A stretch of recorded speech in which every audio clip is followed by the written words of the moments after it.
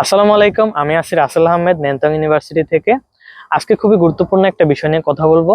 সেটা হলো স্টুডেন্ট লাইফে একটা পাসপোর্ট কিভাবে আপনার লাইফ চেঞ্জ করে দিতে পারে। আমরা অনেকেই আছি যারা আমাদের এনআইডি কার্ড আছে, আমাদের বয়স 20 বছর পার হয়ে গেছে, বাট একটা পাসপোর্ট নেই। একটা পাসপোর্ট আপনার স্টুডেন্ট লাইফে থাকাটার গুরুত্ব অপরিসীম, যেটা আপনি আপনার যখন ব্যাচেলর অথবা যখন আপনি হায়ার স্টাডির জন্য কোথাও যেতে চাইবেন, তখন আপনি এটার ঘাটতিটা আপনি বুঝতে পারবেন। কেননা একটা পাসপোর্ট থাকা মানে আপনার বাইরের দেশে স্কলারশিপ বা বাইরের দেশের যে কোনো বিষয়ে যে কোনো কাজ করার ক্ষেত্রে আপনার 50% কাজটাই হয়ে থাকা।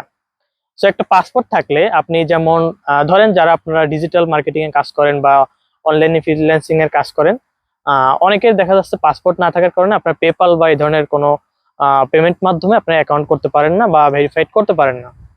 এবং যারা আপনারা বাইরের দেশে স্কলারশিপের জন্য আসতে চান, অথবা যারা আপনারা ডিপ্লোমা শেষ করে ইন্টারমিডিয়েট শেষ করে বা যে কোনো অবস্থায় থেকে আপনারা বাইরের দেশে স্কলারশিপের জন্য যখন আসতে চান, তখন দেখা যায় আপনাদের একটা মেন যে ডকুমেন্টস পাসপোর্ট সেটা থাকে না।